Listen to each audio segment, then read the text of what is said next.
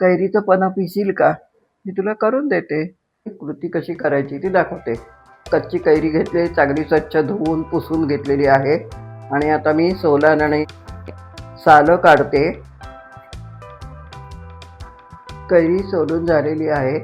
आता मी किसणी घेतलेली आहे, त्या किसणीवरती मी ते बारीक किसून घेणार आहे. किसून झाली कैरी, कच्ची कैरी किसून झाली. त्याला मी मीठ लावते. मीठ लावलं की कैरीला पाणी सुटतं.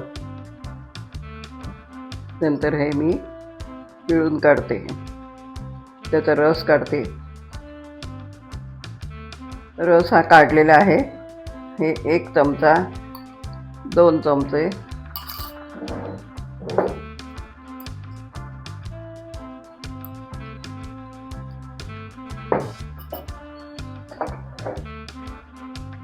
पहिल्यांदा मी गुळाचा करून दाखवते, कारण गूळ जरा विरघळला पाहिजे. 2 चमचे बारीक केलेला गूळ आहे, तरी पण विरघळायला वेळ लागतो, म्हणून ते जरा ढवळते. गूळ घातलाय आणि आता त्याच्यात तुम्ही जिऱ्याची पावडर, इथं चव चांगली लागते. जर असं मीठ घालते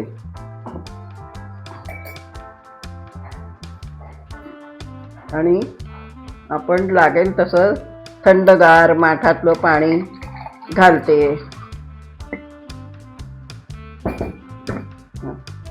आता मी तो दुसरं हे केलेलं होतं, त्यात 1 चमचा भरून पावडर, पण पिठी साखर घेतली, त्याच्यात वेलचीची पावडर घातलेली आहे. आणि आता हे सगळं ढवळून घेते. ज्याप्रमाणे आपल्याला आंबट गोड चव हवी असेल तसं ते करायचं, म्हणजे पन्हं चांगलं लागतं. चव घेऊन बघायची. आता त्याच्यात मी पाणी घालते, थंडगार माठातलं पाणी.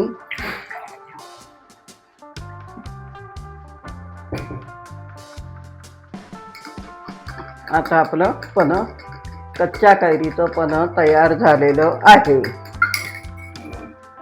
आपली दोन्ही पन्हं तयार झालेली आहेत.